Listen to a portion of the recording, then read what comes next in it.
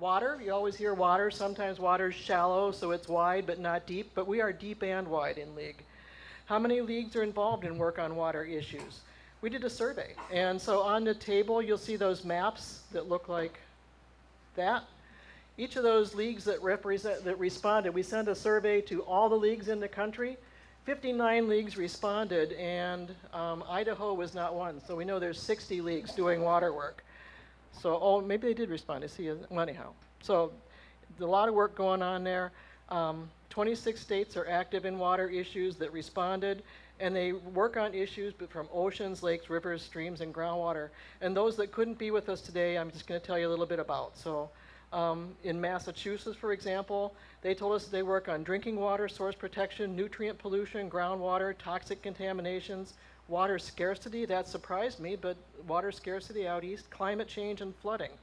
And their focus areas, so Plymouth is in kind of this part of, can you see that? Oh, it doesn't show. Yeah, it's south of Boston. So anyhow, they look out at Cape Cod, and their aquifer is the aquifer in Cape Cod. The next one, going across the country, Washington, in Clallam County, they've been conducting a survey for 6 months on watersheds, and they need help. And so I think that part of what we're doing here today is to see where people can connect and share and learn from one another. And so that's good. Spokane is looking at toxics and PCBs in the river, contamination from the Air Force Base. Oh, there they go by themselves. Oregon, the Deschutes River. Judy knows the Deschutes River. And there they've been doing a study. They're working on a basin-wide study on diversion. And so that's an issue. They're thirsty out west, and they're looking at the influence of taking water away. Other parts of Oregon, LWB Oregon, is working in the Regional Columbia River Treaty with Canada, and they're publishing studies. And we will put, so I'm going to do a report on this too. So I have a draft report now, which is on the website, and I have some copies, and when we get the final one done, it'll be on our website, and we'll ballyhoo that a lot, so you won't miss that. California was interesting. Do you know where Benicia is? Benicia is where the Sacramento River comes into San Francisco Bay.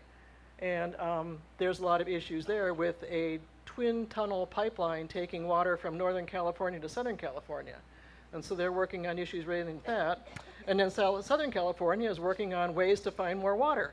Not surprising. And so they're also working on water reuse. Water reuse is something that will be very important in the future. So that's something that California's doing. Utah, they had a water conservation open house.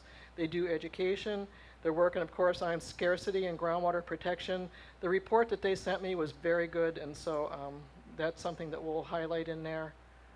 Wyoming does a lot, too, with the Casper Aquifer.